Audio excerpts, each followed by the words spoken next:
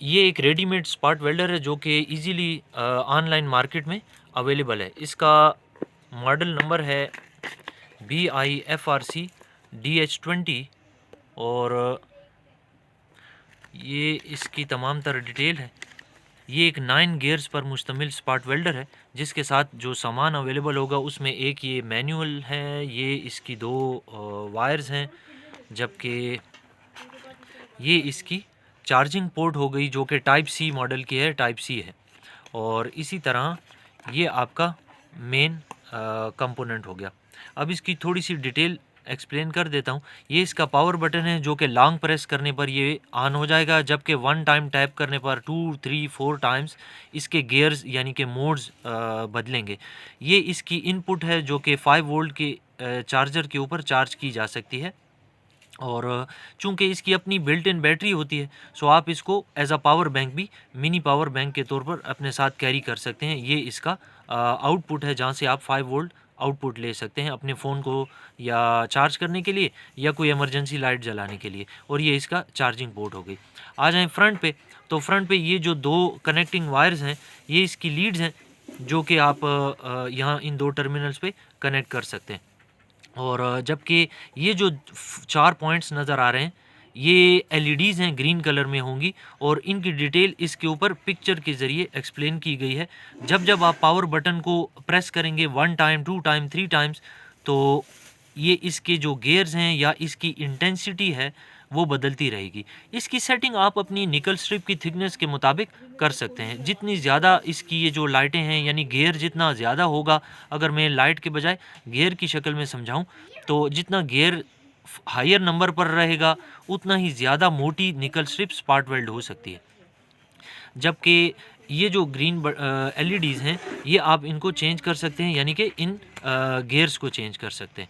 अच्छा, एक दफ़ा जलेगा, 2 बार, 3 बार ये पावर बटन को टच करते जाएँ तो इसके गियर्स बदलते रहेंगे up to 9th gear. 9th gear पे सबसे हाईएस्ट थिकनेस जो कि 0.12 mm है, वो निकल स्ट्रिप आप स्पॉट वेल्ड कर सकते हैं। वैसे तो इसकी मैनुअल है, उसके ऊपर लिखा हुआ है कि आप 0.15 mm भी स्पॉट वेल्ड कर सकते हैं। लेकिन मैंने प्रैक्टिकली देखा है कि ऐसा नहीं है। वो जो स्पॉट वेल्ड है बड़ा वीक है और मेरा ख़्याल में 0.10 mm और 0.12 mm के लिए ये आइडियल रहेगा। अब आ जाएँ इस पॉइंट पर। ये जो आपको 4 एलईडीज़ हैं, ये रेड कलर में नज़र आएँगे। तो रेड कलर के एलईडीज़ हैं और इनकी एक्सप्लेनेशन भी आपको यहीं पर नज़र आएगी। जब आप लॉन्ग प्रेस करते हैं, आपका स्पॉट वेल्ड ऑन हो जाता है, तो अगर उस स्पॉट वेल्डर के 4 एलईडीज़ ग्लो कर रहे हों, तो आप समझिए कि ये 100% फुली चार्ज है। अगर 3 एलईडीज़ ग्लो कर रहे हों, तो ये 75% चार्ज्ड है। इसी तरह 2 एलईडीज़ ग्लो कर रहे हों, तो 50% चार्ज्ड है। मेरे ख़्याल में इसको आप 100% और 75% चार्ज हो तो उस वक़्त यूज़ करें तो ज़्यादा अच्छा रिज़ल्ट आपको मिलेगा। जो ही लो बैटरीज़ हो तो उसके ऊपर आपका स्पॉट वेल्ड मज़बूत नहीं होता। ठीक है? अच्छा, अब थोड़ा-सा इसका रिव्यू देख लेते हैं, इसको स्पॉट वेल्ड करके देख लेते हैं। इसके लिए इस वक़्त तो काफ़ी तेज़ रोशनी है, आपको क्लियरली नज़र नहीं आएगा, सो थोड़ा-सा डार्कनेस में इसका रिज़ल्ट आपको चेक कराते हैं। अच्छा, ये इसकी लीड्स मैंने कनेक्ट कर दी हैं, इसमें कोई पॉजिटिव नेगेटिव नहीं है, आप कहीं भी लगा सकते हैं। और इसके अलावा ये इसके बैक साइड पर इसका पावर बटन है जिसे लॉन्ग प्रेस करने पर ये एक दफ़ा प्रेस करके देख लेते हैं कि किस तरह ये ये लें जी। इस वक्त ये पोजीशन है, आपको बैटरी के 4 पॉइंट्स नज़र आ रहे हैं, इसका मतलब है रेड कलर में बैटरी 100% है। जबकि ये देख लें कौन कौन से एलईडीज़ ऑन हैं, ये आपको नज़र आ रहे हैं, 1, 3 और 4 नज़र आ रहे हैं। तो 1, 3, 4 कौन सा गियर है ये देखना पड़ेगा। इसके लिए इसके मैनुअल में ही देखते हैं। ये देखें, ये 1, 3 और 4 ये है, इसके सामने लिखा हुआ है गियर नंबर 6। अच्छा, चूँकि मेरी जो निकल स्ट्रिप है ना वो 0.10 mm है, 0.10 mm जो है उसके लिए आई होप के 6th गियर काफ़ी होगा। ये यहाँ 12 वोल्ट की एक बैटरी बनानी है, 3 सेल्स हैं और ये उनका बीएमएस है, इसके साथ सोल्डरिंग भी बाद में हो जाएगी। तो ये इसको फ़िलहाल 12 वोल्ट में लगाते हैं और ये 0.10 mm की चूँकि थिकनेस है तो होपफुली 6th गियर में काम कर जाएगी। अब ज़रा स्पॉट वेल्डिंग भी इसकी देख लेते हैं।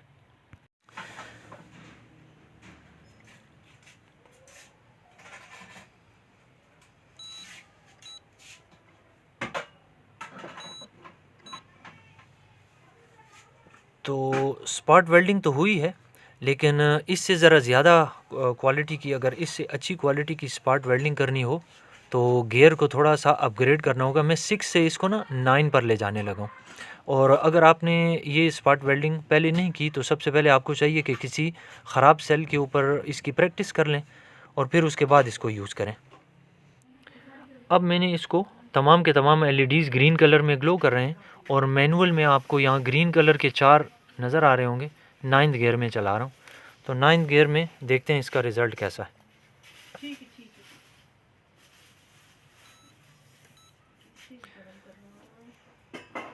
अब इसका रिज़ल्ट काफ़ी सेटिस्फैक्ट्री है। तो बस अब इसको 9th गियर पे ही स्पॉट वेल्ड जारी रखेंगे और जब तक इसके दोनों टर्मिनल एट अ टाइम ना कनेक्ट हों ये स्पॉट वेल्ड नहीं करता। तो एक से ग्रिप कर लिया और दूसरे को टच किया, और फर्मली टच करना होता है। प्रॉपरली टच करेंगे तब ही स्पॉट वेल्ड ठीक से होगा, अदरवाइज़ ये स्पार्क करेगा। तो ये इसका रिज़ल्ट हो गया जो कि काफ़ी सेटिस्फैक्ट्री है, बहुत बेहतरीन है।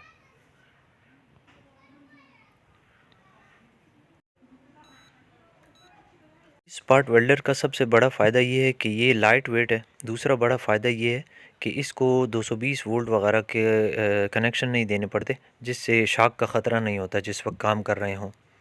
अगर इसके ड्रॉबैक की बात की जाए तो इसका सबसे पहला ड्रॉबैक ये है कि ये 0.15 mm या इससे ज़्यादा थिकनेस की निकल स्ट्रिप को स्पॉट वेल्ड नहीं कर सकता। दूसरा ड्रॉबैक इसका ये है कि अगर आप इसके 40 या 50 के करीब स्पॉट वेल्ड कर लें तो उसके बाद इसकी बैटरी ख़त्म हो जाती है, सो आपको इसको फिर से चार्ज करने की ज़रूरत पड़ती है।